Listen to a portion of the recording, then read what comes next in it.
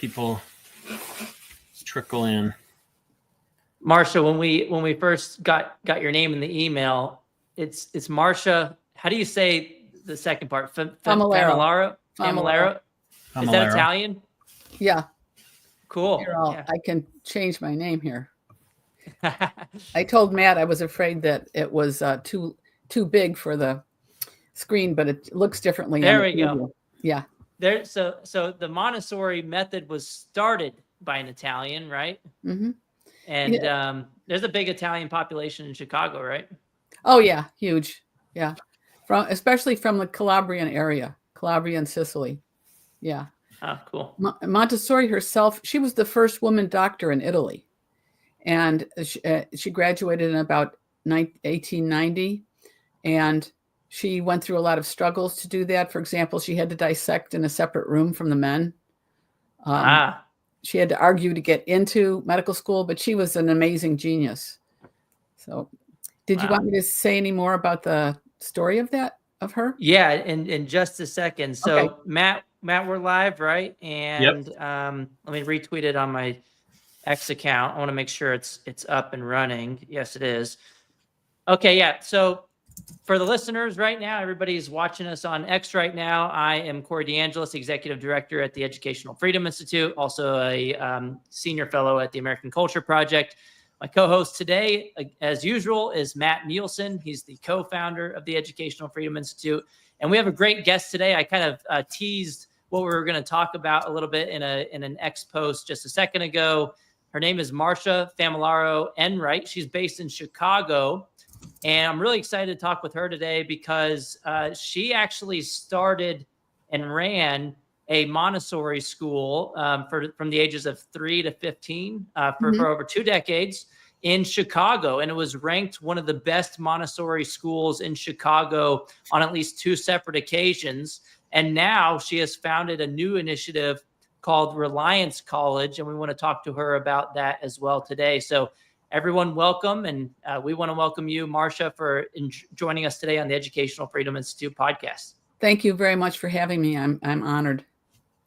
Yeah, I'm honored to have you with us. You have more books behind you than us, so I need to clean up my act over here. They're pretty messy. Yeah, I gotta ship you a version of the Parent Revolution soon, and we can add to your bookshelf if there's any room left. Right. So the tweet that I put out is that we're going to talk a little bit about Montessori education, and I have a feeling that a lot of people in the school reform movement like the idea of Montessori education, but they might not have a sense of exactly what it means. Could you get into a little bit of that history of the Montessori type of education, maybe some and what it means for the average listener, and then a little bit about your experience of starting one of the Montessori schools in Chicago? Well, Montessori education was started by the first female doctor in Italy, Maria Montessori, after she went through a lot of struggles to get into medical school. And then after she got out, she worked at a clinic for what was called retarded and autistic children, the orthophrenic clinic. And she noticed that when they were brought their food, they would spend a lot of time playing with it. And she realized it was because they were so deprived of sensory experience in this institution, in this asylum, that this was the only stimulation they got. So she studied what had been looked at in the 200 years before her. This is in the 1890s in education. And she came across some materials. They're kind of like games that were invented by a Swiss educator named Pestalozzi. And she started using them with the retarded children. And lo and behold, they ended up passing the state exam for normal children. This made her almost instantly famous, and everybody was just raving about it. But she was sitting there thinking, well, what are normal children learning if these poor children can pass the state exam? So a few years later, in 1906, there was an apartment complex in a very poor area of Rome called San Lorenzo, where that a Businessmen's Benevolent Association had built, and they had all these families in there, very poor families who worked at factories, And they had a problem because the children were at home by themselves and they were vandalizing the building. So they asked Montessori to come in there and start a school. And that's where she started her first, what she called the Casa dei Bambini, the children's house, because the way she viewed education was more that it needs to be an all-encompassing environment than just a place to do academics.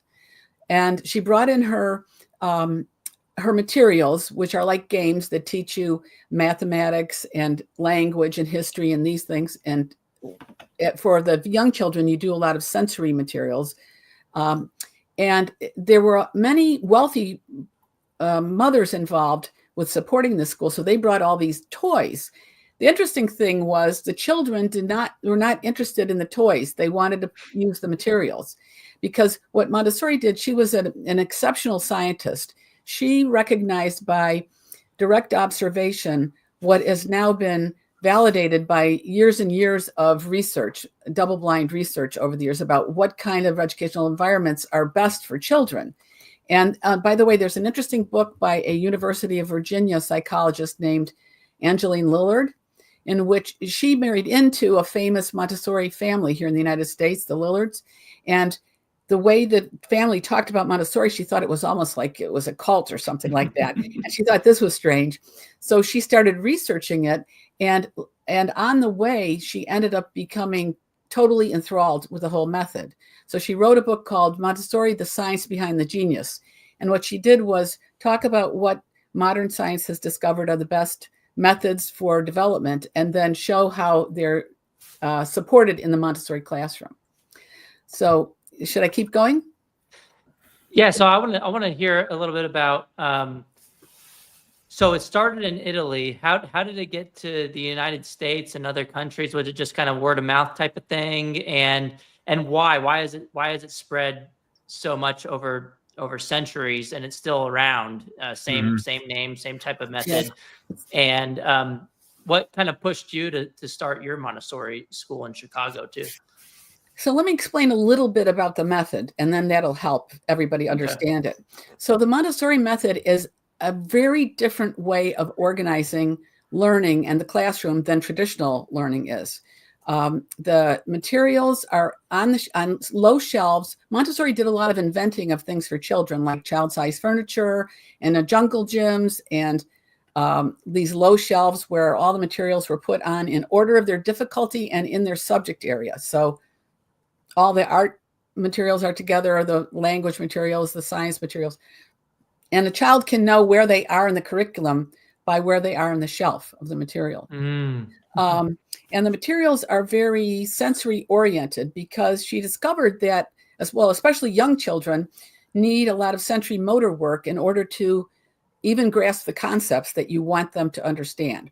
So, for example, there are literally hundreds of Montessori math materials that teach you mathematics, from these beads that are single beads are units, 1 to 9. 10 in a bar is called a 10 bar. Then 10 together in a square is 100 square, and 10 of those together is 1,000 cube. So even a 3-year-old can see the instantiation of what the numbers mean. And they can do arithmetic. A 3 or 4-year-old can do arithmetic into the thousands using these materials. Wow. If you look, there's a lot of videos on YouTube now showing how these materials are used. So if anybody wants to look them up, I would recommend that. There's also, for example, in the preschool, what's called a trinomial cube, which is a puzzle which parts represents the terms of a trinomial equation. So, for example, if you remember, it'd be something like a cubed would be a small cube, a squared b would be a rectangular solid, c cubed, and the puzzle all goes together. The children learn how to put it together when they're very little, and then as they get older, they start to learn the names of each of the pieces. And then when they end up learning algebra, they've got like a real object in their mind that represents what the equation is. And this is really important. We had children who I've interviewed now that they're in the working world, and they still remember the materials when they're doing mathematical problems in their head. Go ahead. So what makes this method different from what they're doing in the public schools in general? and what, yeah. So what's the main difference? Okay. And So you've if got the they're not, material- yeah, go ahead. You've got the materials. The child works at their own individual pace. So children are given in small groups, they're given lessons on how to use the materials. They can decide what they want to do first, what they want to do second. In other words, if they come in the morning and they really feel like doing math, they do that first, and then they can have a snack, and then they each have a job in the environment to clean up, to keep their environment clean. So they might feed the fish, and then they might do their work with the movable alphabet, which is the letters are all in sandpaper, and so that you get it into your fingers, because she figured that there were two aspects to learning to write: the shape of the letter and how to control your arm. So there's different materials to learn how to do that. And so the child can go at their own pace. They're not compared to other children. They don't have to work with other children, but most of them want to, because, we're naturally very social. We like to work with other people. And it's a mixed age classroom because it gives a very wide range of materials to work on, and because the older students become the models for the younger students. And you know how if you have to teach something, you learn it better. So the older, that helps to really solidify the older students' learning. The classes are in 3-year age groups. So there's 3 to 6-year-olds, there's 6 to 9-year-olds, there's 9 to 12-year-olds, 12 to 15-year-olds. And there's different. So the 3 to 6-year-olds are very sensory motor. There's a lot of work in that.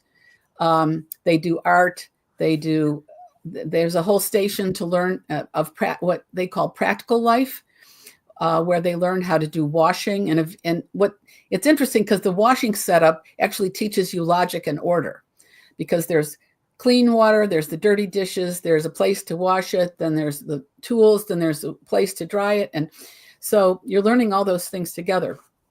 Also, the classroom is organized in a way the teacher figures out how to lay out the shelves, so that what you want is, as much as possible, for the materials and the environment to be self-correcting, so that the child figures out what the right way to do things is themselves. And if they've got the right answer, for example, themselves. So go ahead. So this seems like, like it's more so student directed learning through experiences, as opposed to this top down kind of force fed facts down your throat kind of thing that we see in the public school system. Could you theorize as to why that, like, there's a difference there? Are there public school systems that on a widespread basis introduce Montessori methods? I don't think there are. Do you have any? There are Montessori programs in different public school systems around the country, and they're not extensive. They often, if they're run wholly by Montessori trained people, they tend to be run well. I've seen years ago, I went to one in Milwaukee that was wonderful, and there's a certain feeling as soon as you go into a Montessori school. There's a certain feeling because the children are happy, they're interacting with each other very peacefully. They're intensely working on their work. They have a nice relationship with the teachers, and they're quite self-possessed when it comes to talking to adults. You'd see that. I was going to say another part of the curriculum is called grace and courtesy. So they're taught to do things. Montessori discovered that in her first school that all the children had little, snotty noses. And so she brought up her handkerchief, and she kind of gave a demonstration of how to blow your nose discreetly. And they all clapped afterwards. And she figured out that it was because they were embarrassed by the fact that, and they were being, chided all the time by the fact that they were dirty and icky and all this. And she was showing them how they could take control of that. So as much as possible, the children are given a lot of self-direction. They're guided. They end up becoming what we call self-disciplined, because they enjoy what they're learning so much that they want to be able to do more of it. So they can be very patient. If they work on a material, they can work on it as long as they want. Then they have to put it back in the shelf, the same place, so the next person can use it. And everybody learns a kind of patience in the classroom because they know they can work on it as long as they want. And Would you say this is more or less difficult for the teachers running the show? And maybe it's easier in some ways and more difficult in other ways. What would you say? exactly. I think you hit it right on the nose. It's harder. It requires a lot of thinking on the part of the teacher. The teachers are supposed to be observing the children and taking notes almost every day and figuring out, okay, this child needs this lesson next in order, they're ready for it.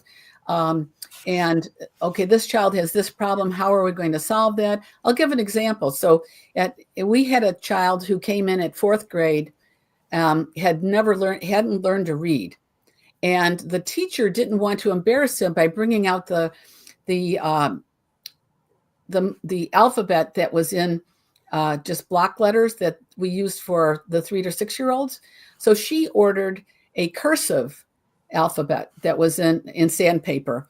And so then everybody in that class thought that was really cool. And he could learn to read because of that. So the teachers are a really good Montessori teacher is very in tune with the children and is always trying to figure out, when a child misbehaves, if you have a good environment like this, that's very supportive of child development. I just want to step back. Think about it. Anybody who knows 2-year-old children knows that it's really, really hard to stop them from learning, right? Yeah. They are constantly learning. So what happens when children are 8 years old and they don't want to go to school? Well, the problem is the environment. The environment is not suitable to their learning needs. And this is what the Montessori system gets around. And Montessori students just love their school. I had many parents write to me over the years telling me my child loves school so much that when he's sick, he lies to me so he won't miss school. Nice. And so how does it look different for like 14-year-olds? I know your Montessori went up to 15 in Chicago. 15, yeah. Is it, do teachers give them certain topics they need to research, or how does that work at the older ages? They have a lot of projects that they do. They're doing, more difficult work. So as the child gets older, he or she starts learning in a more abstract way. So the abstract learning is introduced as they go along, but they still use materials. Even up into middle school, you could use math materials, and it depends on the child. So you try to see, well, what is a particular child doing? Do they think that they've mastered? Do they demonstrate that they've mastered this material? If not, if they need that material to think about math, then we let them do it, because in the end, they end up having it cemented in their mind so much better. And it's funny because one of our graduates talks about how he thinks about these certain, I was saying this before, that he thinks about these certain materials when he's doing math problems,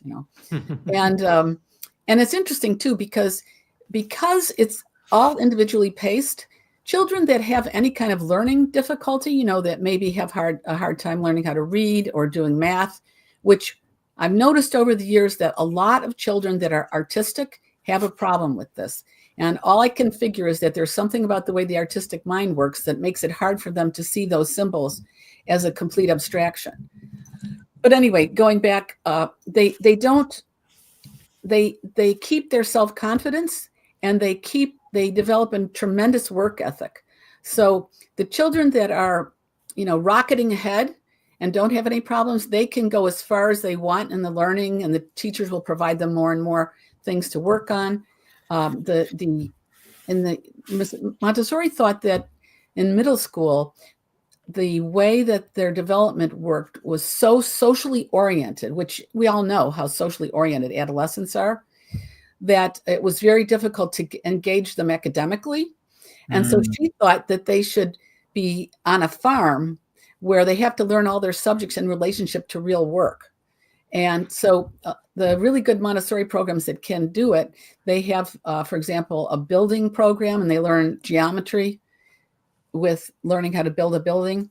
They run a bed and breakfast on the farm for their parents.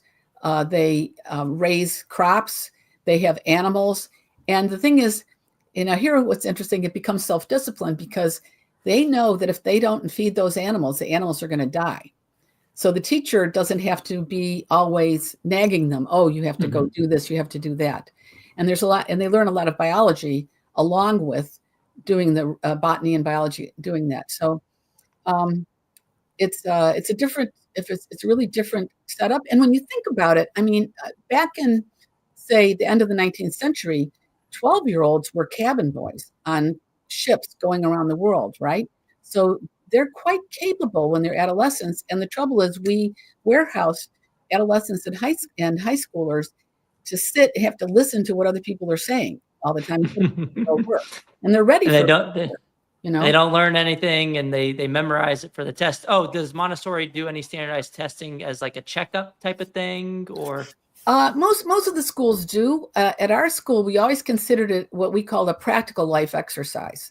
In other words, they were going to have to do standardized testing when they left Montessori. So let's give them practice beforehand. Mm-hmm. So I have a question for you. I'm sorry, you froze for a second, or I did. Oh. I have a question for you. Your school, which was called Council Oak, does it? First, just real quick, is it still around? Yes. It's in Blue Island, Illinois. Now there's a website, Council Oak Montessori, and a wonderful woman who worked for us for a long time is the head of the school now. That's great. So my question is, we were doing a little looking beforehand, and that you went from ages 3 to 15, and you mentioned earlier that you do them in age groups of. Mm-hmm. So the highest age group, I think you said, was 13, 14, 15. Mm-hmm. So in my experience anyway, I've usually associated Montessori schools with just the younger grades, kind of elementary school age kids only. Can you tell me, is that common? Have I just not been exposed to enough Montessori programs, or is that common? No, interestingly. So, Corey asked me earlier, how did Montessori, what happened? How did she become famous, etc.? Well, just to go back to that, because it's relevant to your question, just to go back to that, as I said, with her first school, the results were so astounding. Oh, the children in the first school that she ran ended up being as astounding as the school in as the children in the Orthophrenic School Institute, because she had these children from very, very, and I don't mean this in a nasty way, but ignorant parents. They didn't know much. They were like country people who had come to the city to work in factories. And after 3 months, the children were literally healthier without changing their diet. And Montessori did a lot of measurements of everything as she went along to see the progress of all the children. And that was one of the things she discovered. And the children brought their lessons home to the family. So they would teach them how to be cleaner, how to cook, all kinds of things like that. So all of this, she was connected with these business people and these wealthy people. So it made her almost instantly famous, because by the end of the first year, the children were just doing amazing in the school. And so this brought people from all over the world to see what was going on. And there was this time, like the beginning of the 20th century, when there was a lot of interest in educational philosophy and in pedagogy. And so there was a kind of interest in the culture to begin with, the worldwide culture. And she got people from all over the world coming, and they started a training institute, and then she started lecturing everywhere. And so John Dewey, who was quite famous over here, got wind of it, and he invited her over. In 1915, she came over to the United States, and she toured around the United States. And in fact, they had a working Montessori classroom in the middle of the San Francisco Exposition of 1915. So these children were all working and not paying any attention to the thousands of people who were going around them, because they were more interested in what they were doing than, these people in the exhibition hall. So that happened. But then after that, there was a professor at Columbia University Teachers College, William Hurd Kilpatrick, who was one of Dewey's disciples. And he decided to write a book called The Montessori System Examined. And he basically trashed the system. Yeah. And this made it kind of out of fashion in American circles from about I think that book was published in 1918. between 1918, it discredited it in academia, So in American circles, it was kind of discredited, and the schools. So Dewey originally liked Montessori, but then turned on it because he supported the Prussian model, right?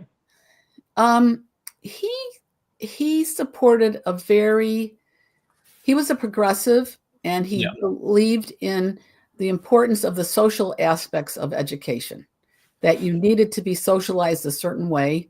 Yeah. And he actually knew a lot about education. If you read him, he knew a lot, and he recommended different kinds of activities like sewing and carpentry and things like that to be introduced in the classroom. But his emphasis was on the social relationships and socializing the student for this society. It was, in my opinion, it's very collectivistic. So once some of the experts turned on the Montessori method, what happened then? Did they just root it out of society? And the teachers, the colleges weren't supporting it then, after that. And it basically went out of business in the United States, except for a few schools here and there. And then in the 1950s, an American woman who was dissatisfied with education here discovered it over in Europe and brought it back. So her name was Nancy Rambush McCormick, and she started the American Montessori Society. And so it started out, to get back to your question, Matt, so it started out with just the preschools, the children's house, 3 to 6. And they started spreading all over the place. And then I would say in the last 20, 30 years, there's been a lot of development of elementary programs in the United States, a lot more than there ever were. But of course, it's still not super spread. And different groups have tried to get it into the public schools. There's a lot of problems, though, with that, because it requires the teacher to do things, be differently trained. It's a total different attitude that you have to have as a Montessori teacher. Well, so that's a good point, right? Because states, of course, are responsible for district schools, government-run schools, and all of them want some kind of accountability, and usually that comes in the form of state standards that result in a state examination. And I can see how using a Montessori system might really get in the way of addressing those state standards on a regular. Not saying that it's harder to centrally plan. It's not. Yes. It's because so much of the learning seems like can go in different ways, right? Instead of just being forced into a box, grouped Right. by age, and then tested each year. Is that the case, Marsha? Oh, that's definitely one of the big problems. And the other problem is that a lot of people think teaching is about dispersing their knowledge to the waiting receptacles, right? And that's not the best way to learn. It's interesting because a lecture, if you think about it, you have to really be mentally active when you're listening to a lecture to follow what the argument is. And of course, if you get lost in the argument, you can't stop it and ask the teacher. Some teachers will let you stop and ask a question, but in a typical lecture, you can't. And a lot of lectures aren't that interesting either. So there was a very interesting study done by the Annenberg Foundation, Annenberg Institute, Brown. Mm-hmm. About Brown University 20 years ago, through MIT, I think it was, and it was called, I don't know if the videos are still online, it was called A Private Universe. And what they did was they took some of the best students in a class, and then they asked them about something that they had just been taught. I think in this case, it had to do with what causes the seasons. Mm-hmm. And when they asked them in detail their understanding of what caused the seasons, oh my gosh, the confusions that they had. The best students too. The best students. And then they went and talked to the teacher, and the teacher thought, I made it perfectly clear and my students followed it. But obviously she didn't know. And one of the beauties about the Montessori system is that you're doing, and there's two kinds of assessment you can do: formative assessment and summative assessment. Summative is what you do. You teach a whole bunch of things and then you test the student, right? Formative is you check what they understand as you go along. And that way, if they're getting confused, you can write them more quickly and keep them on the path of learning. So Montessori is all about formative assessment, because the teacher is watching what they're doing with the materials, and the student, if the student thinks that they are mastered the material, they ask to be tested out of it. So they show the teacher how they know how to use it. And that way they can see whether they fully understood it. But in many respects, the materials are let the student know themselves whether they have the right answer. For example, for the 3 to 6 year olds, there's the knobbed cylinders. So there's a long bar of wood, and it has different size wooden cylinders in it with a handle, a knob on it. And the student takes them all out, and then they have to put them back. Well, if they don't put them back the right way, they're not going to all fit. And as much as possible, that all the materials are created to be this self-correcting way, even for the older children. So, the formative assessment is just so much more powerful, because you're ensuring that the person is understanding as they go along. And it's not, they're not having to do it at the same pace as everybody else, right? They're doing it at their own pace. So. Yeah, I think otherwise, I mean, I went to public schools all through K through 12, and I did most of my learning at home when we were doing the homework, and then we'd go sit in the lecture, and I'd have all the answers all prepared already. Yeah. And I think about today when I'm learning something, I talk to people about things, I watch videos, I interact. It's based on what I'm interested in, and so I'm definitely going to remember what I'm actually thinking about. And it seems like with the school system, if we flip that on its head and we pretend that during those years of our lives, we learn completely differently when we actually don't. And then we forget all of these things that we learned throughout those years. So I think it's a huge problem. Hopefully more of this bottom-up approach to education can flourish. So in Chicago, how did you get your school started? What made you think, this is something I want to do? And how was that experience? Well, what happened was, when I was a kid, I really loved learning, and I was really frustrated about all the kids goofing around in class all the time, like interrupting the learning, until I realized they were frustrated. And I said to myself, okay, I don't want that for my own children. I'm going to find a method of learning, or a method of school that, they're going to keep their love of learning. And when I was about 20, I read some articles by Beatrice Hessen about the Montessori method. And I said, this sounds exactly what I want. And then I went and read everything I could about it and learned about it. And then I sent my son, who's the oldest, to a local Montessori children's house, a classic place, and he did well. And I sent my other children too. And when it got to be for elementary, there was a Montessori magnet program here in the neighborhood, and I went to visit it, but it's at a public school, and so if you got the one teacher who knew the Montessori method really well, the class was beautiful. You went the other one, they didn't know what they were doing. So I didn't want that. I wanted real Montessori program, and that program now is just a mess over there. But anyway, so I found a small private school nearby. He went there for 3 years, and then that school had to move. And we tried to get it. I'd gotten to know some other parents, and we tried to get it to move over to our neighborhood, which was very interested in Montessori, a lot more interest here. And they didn't want to. So I had also remembered this really brilliant Montessori teacher who had taught at the preschool and now was teaching an hour away from home. So I said to these other women, well, what do you think if we start a school ourselves? We had found a space, and we put it, so that happened in like March of 1990. We opened the school in September of 1990.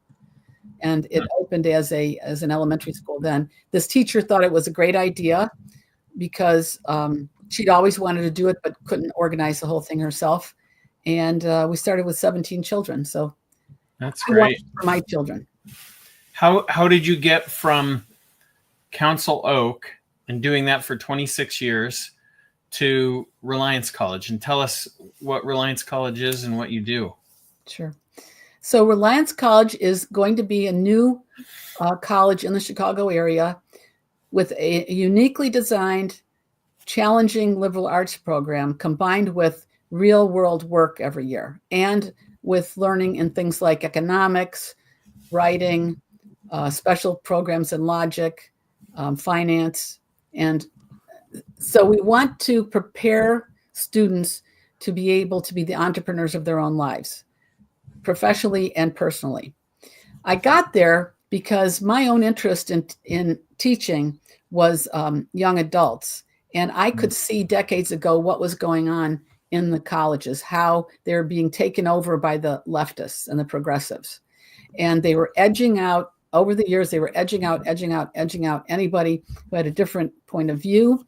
And they were changing the curriculum. They were getting rid of classic texts because they were the dead white males, and all kinds of things that I thought were very detrimental to young adult learning. And I didn't think they were most of them weren't particularly organized to prepare a young person for their own life. So I had this idea that, and also, especially, what does a person who lives in a free society need? What skills, what knowledge, what abilities do they need? De Tocqueville, for the audience, there's a famous French aristocrat who came over here in 1832 into the United States, and he toured around and he wrote a book that's still influential to this day called Democracy in America. And one of the things that he's famous for is that the principles that he noticed then, or the characteristics he noticed then, are still true today in so many respects of us here in the United States. And one of the things he noticed was that the original people who came over, the Pilgrims in New England, they came over for an idea. They didn't come over as adventurers or anything like that. Mm-hmm. And they came over with their families, and they actually were very high in their intellectual ability. So they were a very unusual group of people. And they basically were left alone by the British for about almost 200 years because they were a backwater.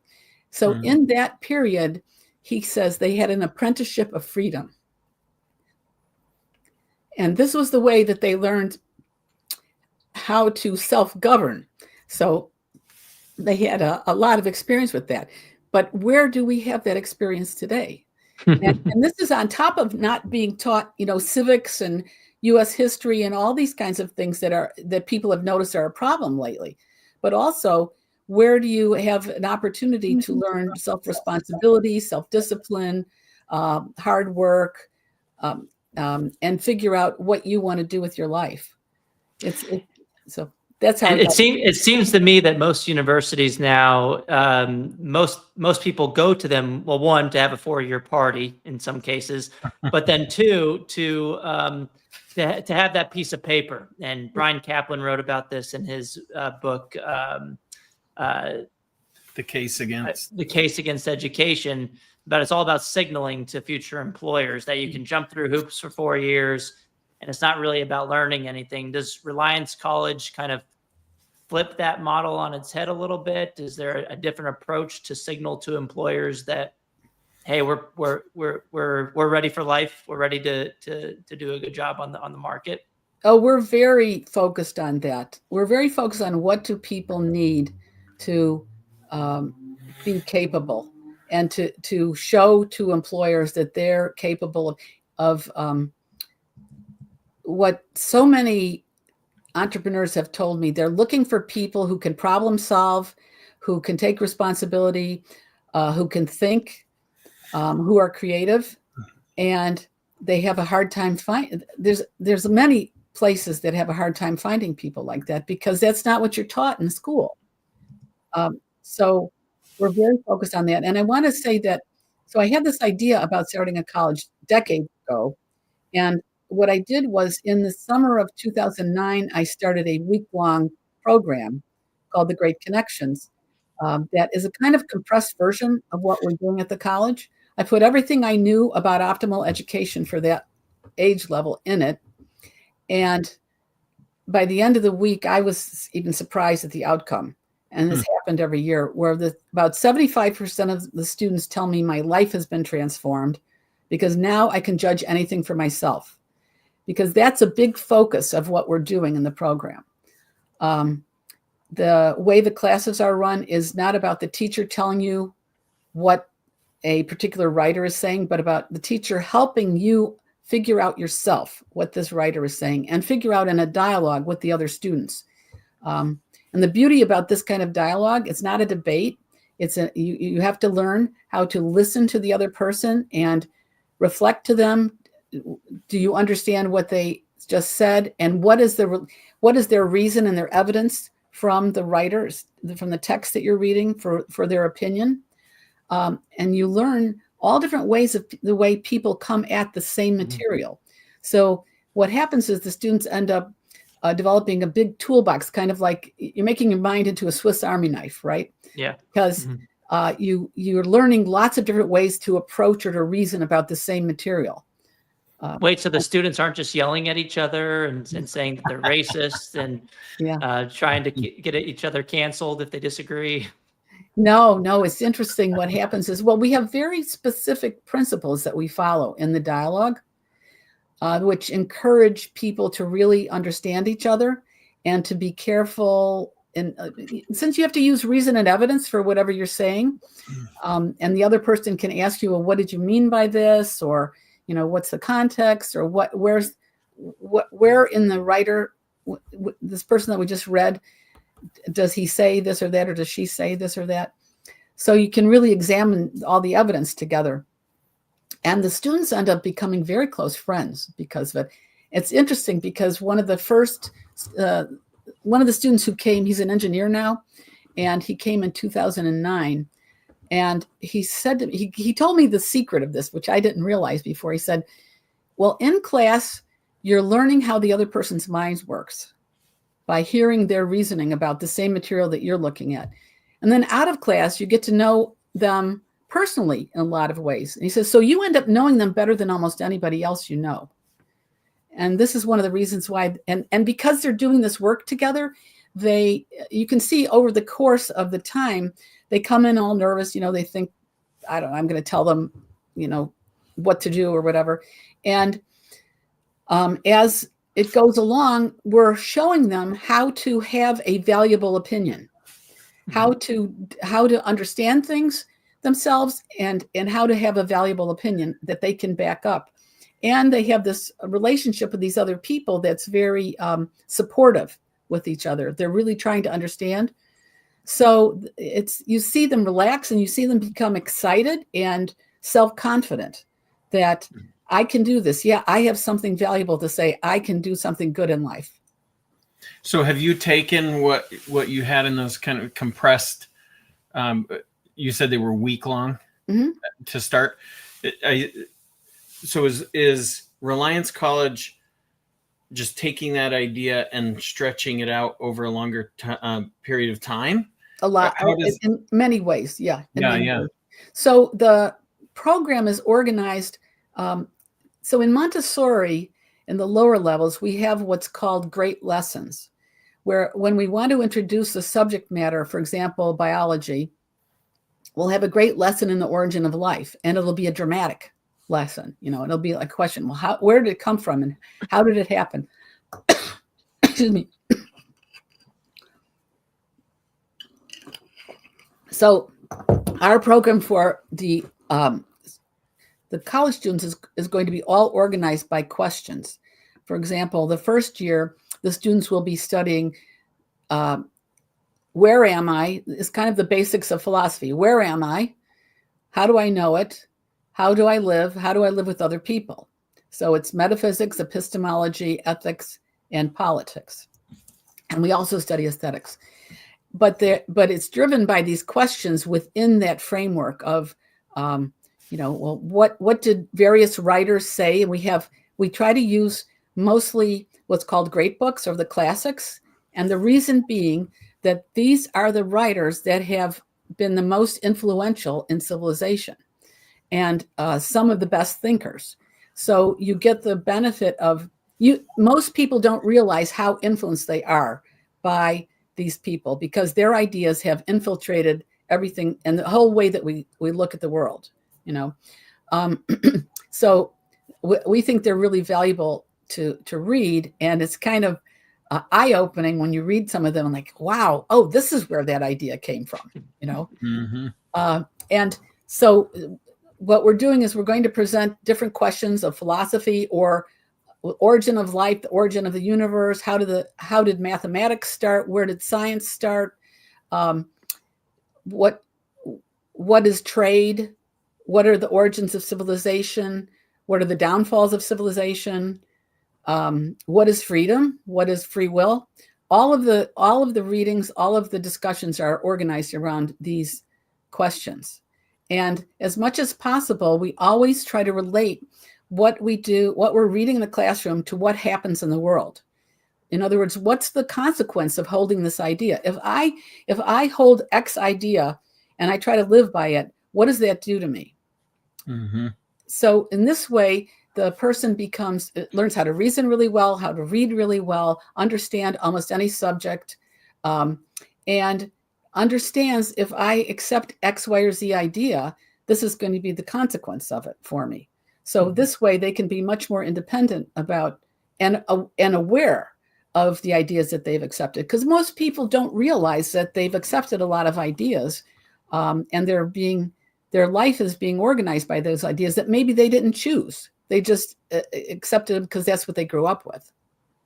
That's interesting, isn't it? So all of us, I'm sure, have started reading a book with a question in mind, and maybe even a couple of questions. And when you start reading a book with a question already in your mind, you read that book in a really different way than if you just pick up a book and start reading it. And certainly in a very different way than if you're assigned the book to read. Right? So that's a really interesting approach. And I can imagine that if you also structure your classes around questions so that not only now are you opening a book with a question in mind before you even start it, you're going to a class with a question in mind. That would be a really, I would think it would be a way to just kind of reframe your approach to learning altogether, wouldn't it?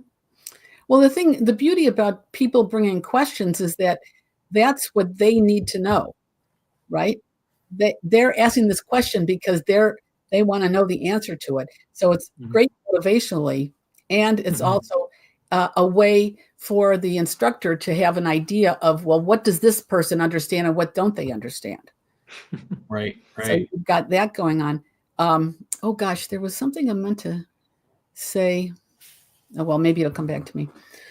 So instead I of have a taking question. like a History 101 class, it's a history of civilization from medieval times. Instead, you're asking specific questions.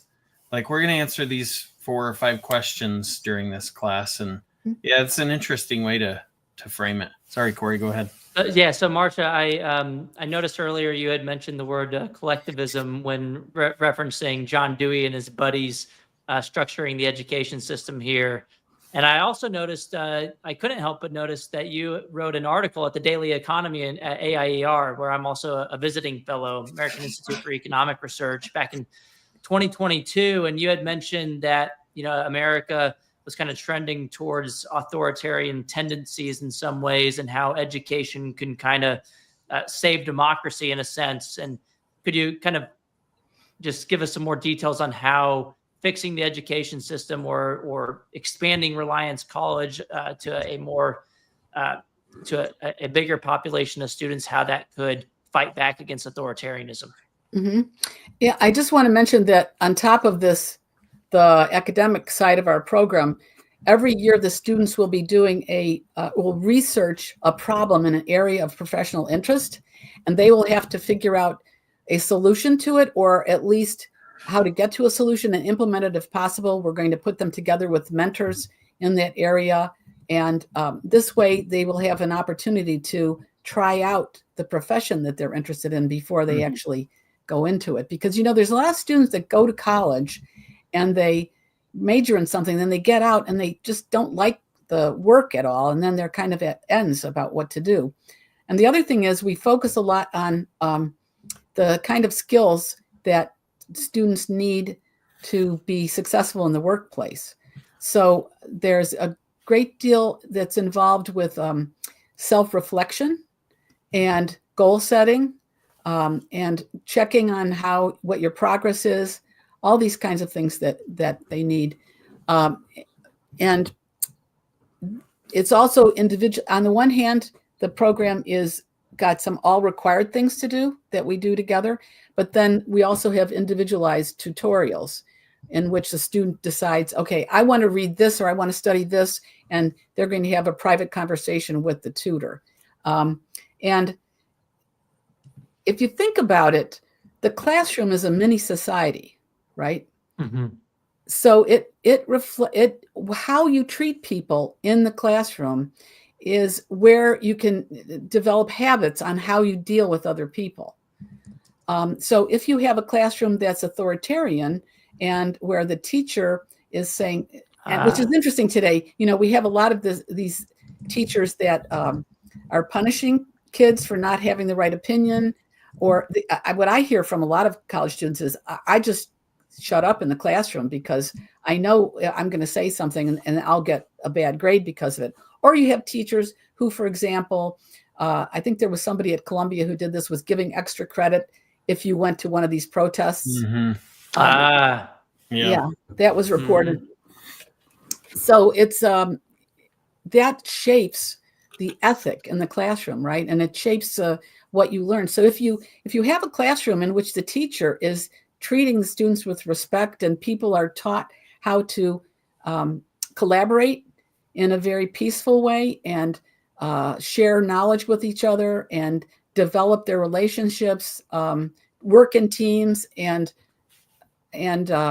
figure out how to work outside of class together. It's a whole different experience. The apprenticeship, right, is a whole different experience. Yeah, love it. That's great.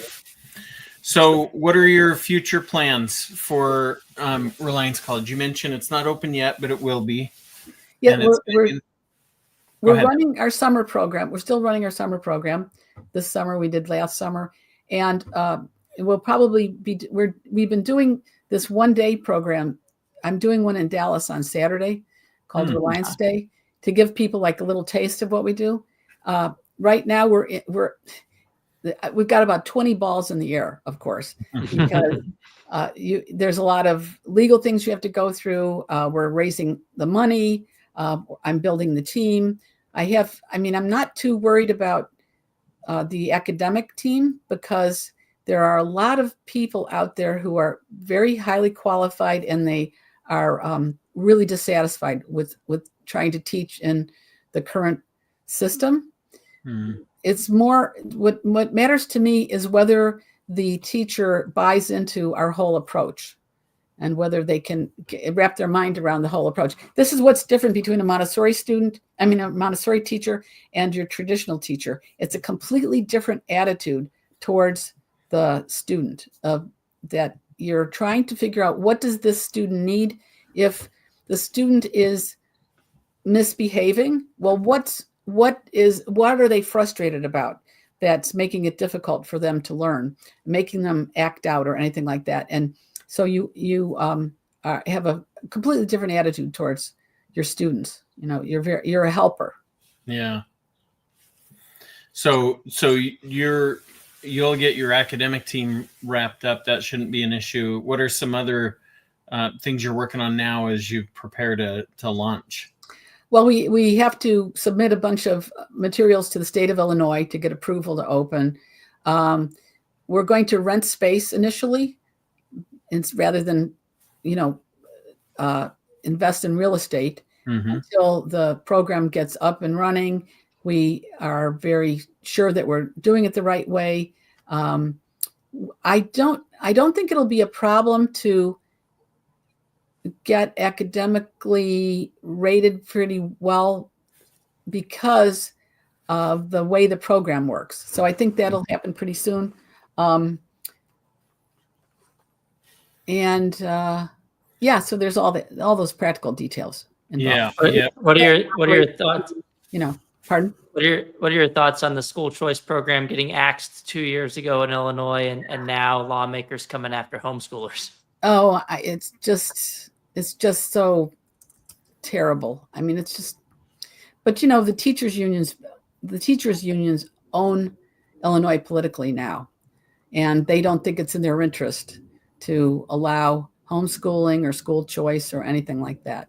And it's really, really unfortunate. I mean, there was a program here. In fact, I spoke to the fellow who started it today, called Invest in Illinois, in which individuals and corporations could give private scholarship money for kids, and they would get a tax credit for it. So the Illinois government stopped that last year.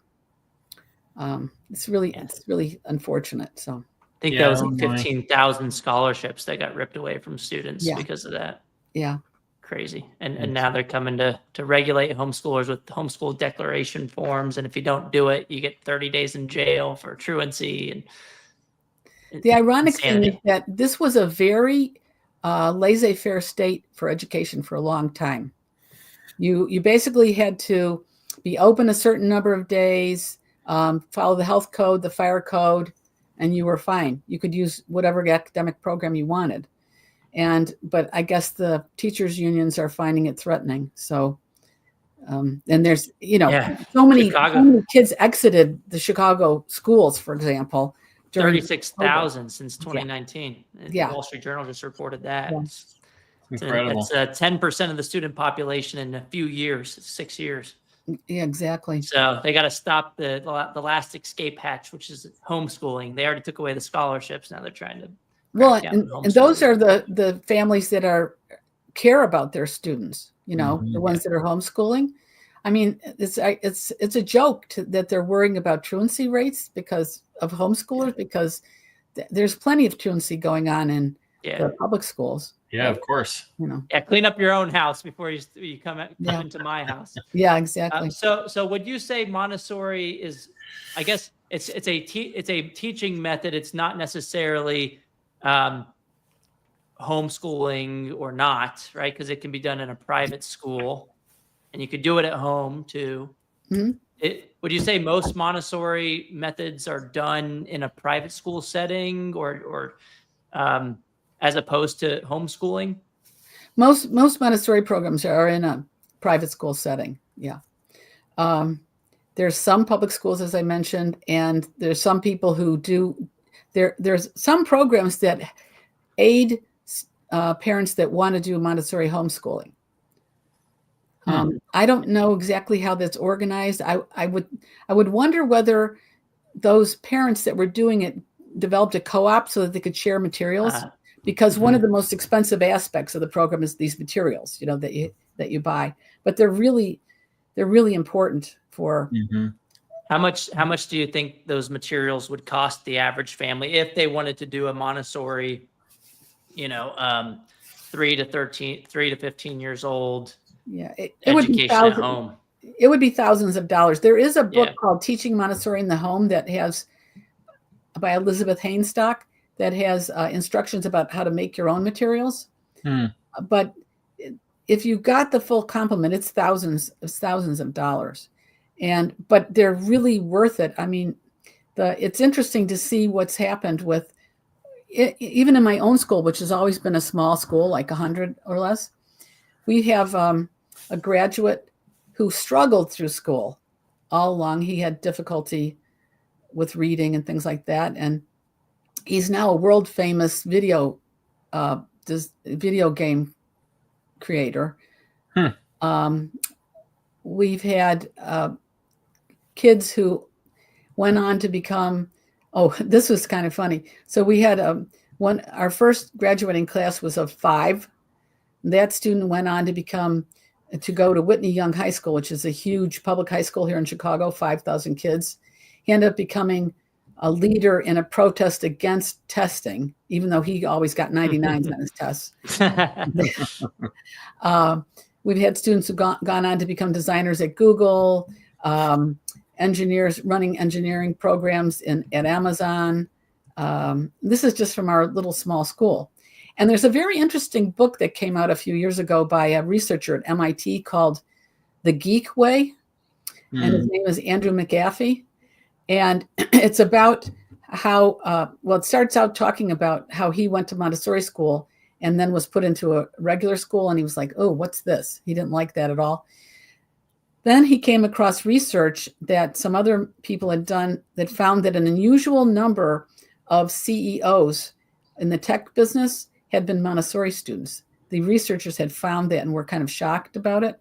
But this author basically connects the dots between Montessori education and why the CEOs would be have had Montessori. And Sergey Brin and Larry Page of Google talked about Barbara Walters about 20 years ago. Yeah. I want you to plug your book, which is Teaching Freedom: Education for a Free Society. Could you give us a quick rundown of the main points in the book? It focuses on this issue of how the classroom is a micro society. How do you help people develop the skills and the attitudes and the knowledge they need in order to live in a free society and to be able to advocate for it and to defend it? So I examine the whole concept of, what goes on in a classroom and how the environment of the classroom in all respects, physical, psychological, social, academic, how those things influence the way people learn. And to consider those when you're doing your teaching, if you want to encourage this kind of person or that kind of person. I really liked your quote from my favorite part of this interview today was the classroom is a mini society, and how, just thinking about that and how top down the public school system was when I was a kid, and I'm sure it's the same way now, can kind of, that's how people are going to enter the world, right? And they're going to be okay with authoritarianism. They're going to be okay being told what to do. And I think that's part of the reason why when COVID unfolded, everybody would just kind of threw their hands up, even though the rates were kind of low for mortality, all things considered, relatively speaking. And beyond the 2 weeks to slow the spread, people kept just throwing their arms up and allowing the lockdowns to persist. I think the school system in its current form might have contributed to that, to people just saying, to heck with it, we're going to do what we're told. Yeah, it seemed like fear was a big factor, that they'd really scared everybody out of having reasonable judgment about what was going on. Just the issue of, was it a lab leak or not? It seemed obvious. Couldn't talk about it. Yeah. It seemed obvious to me from the moment that you found out where it started that it must have been from that lab. And that's another kind of good example of how knowledge is not dictated by central planners, right? It's just people figured these things out. You had the internet going crazy with all this stuff. I think there were viral YouTube videos at the time getting shut down of people tracing the giving evidence for the lab leak theory and them studying COVID and whatever that evidence was at the time. And you couldn't talk about those things because the experts said no. Basically, they didn't want people to, they thought it was racist or something to even make that argument, and it wasn't politically correct at the time. And I guess it didn't fit whatever the narrative was that was approved by mainstream media. Well, the logical fallacy of ad hominem against the man was everywhere and shut people up like crazy. Mm-hmm.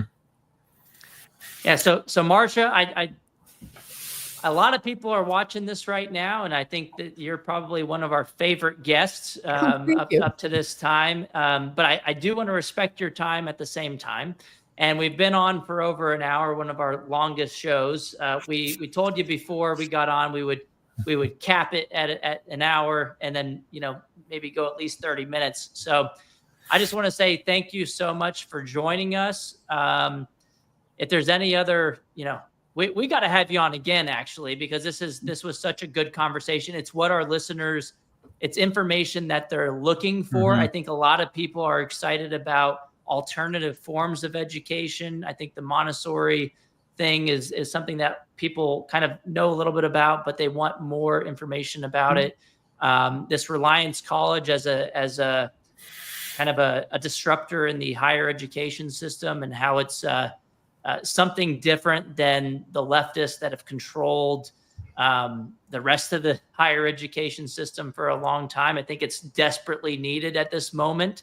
And I'm glad that you started it. And I'm glad there are people like you leading the way to show people that there is another way, that there is a better way, and how this can affect the rest of society. So thank you so much for joining the Educational Freedom Institute podcast, Marsha.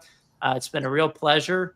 If there's anything else you'd like to plug, your X handle, again, her book is Teaching Freedom, Education for a Free Society. Anything else you'd like to add on? Well, I'm really touched by what you said, and thank you so much for having me on, both of you. I really appreciate it. I do have an article that I came out recently with at an online journal called Cosmo and Taxis, which has a lot of my basic approach and analysis of what's going on in education in it, if people want to read it. I'm looking for it right now. And it's called Teaching for Freedom. And there's a PDF from March 2025. Right. So I'll add that to the show on X so people can go check it out as well. And I'll tag you so that people go follow you. And I just wanted to mention that we are running a summer program, July 26th to August 2nd here in Chicago. It's our week-long program. If people are interested, go to our website, Reliance College. And I really appreciate being able to speak to you. Thanks, Marsha. Thank you so much. We'll have you on again, hopefully soon. And have a great rest of the week and keep on fighting. Thanks, Marsha. Thank you. You too.